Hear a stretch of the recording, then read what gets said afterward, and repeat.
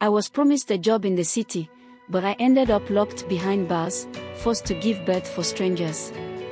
I was 19, scared, and pregnant. This is my true story of how I survived the Nigerian baby factory and escaped to tell the world. I never imagined a simple dream could turn into a nightmare. My name is Amaka, the first daughter of 5 children, and until last year, I lived with my mother in Enugu State, Nigeria. We didn't have much, but we had love. Or so I thought. I was in my final year of secondary school when my mother told me that a madam from Lagos was coming to help us. She said the woman helped girls like me find work in the city, cleaning jobs, nanny work, even secretary work if you were lucky. She said I could make enough to support my siblings and maybe even go back to school. Amaka, this is your opportunity, Mama said, her eyes wet but proud. You will make us proud. At first, I hesitated. I wanted to go to university, to become a teacher. But every time I looked at my little sisters in their worn-out uniforms and my mother selling oranges by the roadside just to buy food, I knew I had no choice. When the woman came, Madam Stella, she called herself, she was everything Mama said and more. Elegant, soft-spoken, dressed in lace and gold, smelling like imported perfume. She smiled at me like I was her own daughter. She even gave my mother 20,000 naira in cash to prepare Amaka for the journey, she said. That was the last time I saw my mother. The next morning, I boarded a bus with 2 other girls, Ngozi and Blessing, who had also been recruited from nearby villages. None of us knew each other, but we were all hopeful. Excited, even. We talked about Lagos, about the jobs we'd get, the money we'd send home.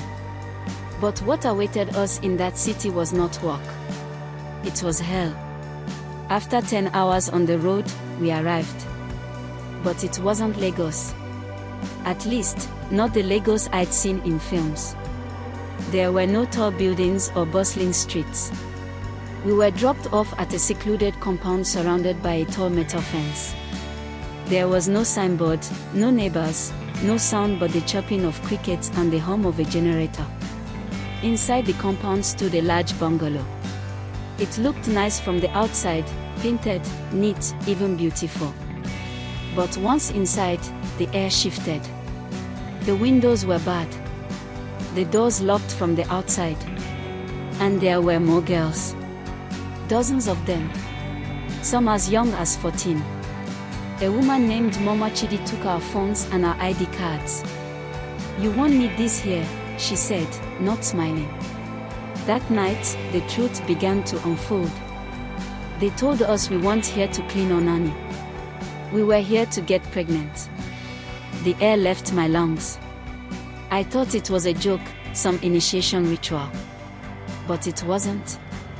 They told us that in exchange for our stay, we had to give them 1 child each. If we tried to escape, we'd be beaten or worse. Ngozi fainted. Blessing cried so much she vomited. Me? I sat still. Numb. Trying to convince myself it was all a bad dream.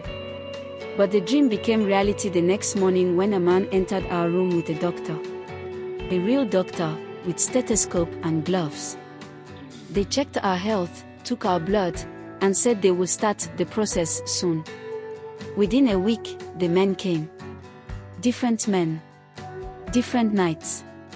And always the same result, one by one, we all became pregnant. Once pregnant, we were moved to another section of the house. It was slightly better. We were fed more often, given vitamins, allowed to walk in the small backyard. But freedom? That was still a myth. There were rules. No asking questions. No touching the guards. No looking out the window. If you misbehaved, your food would be reduced. If you tried to escape, they'd make an example of you. I watched one girl, Simi, barely 16, get beaten until she bled for trying to climb the fence. She lost her baby. And that was the other rule, if you lost the pregnancy, you had to start again. From scratch. It was a factory. We were machines. And our babies were the product.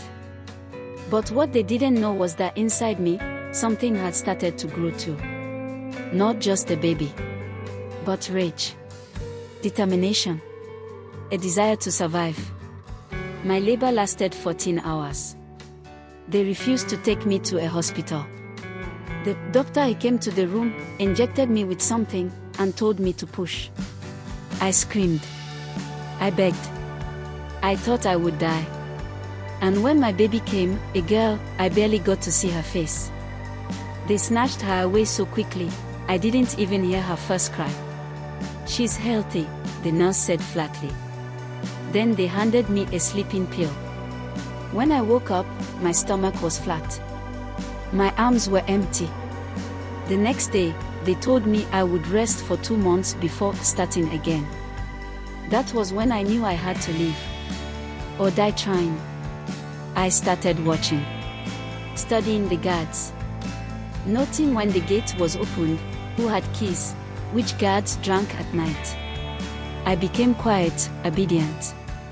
Pretended to accept my fate. They called me peaceful, not knowing I was planning. I befriended a girl named Miriam, who had been there nearly a year. Together, we waited. And one night, during a heavy rainstorm, we saw our chance. The generator went off. The guard near the back fence had dozed off. Miriam slipped a piece of wire she had hidden between her toes into the lock. We ran. Pregnant.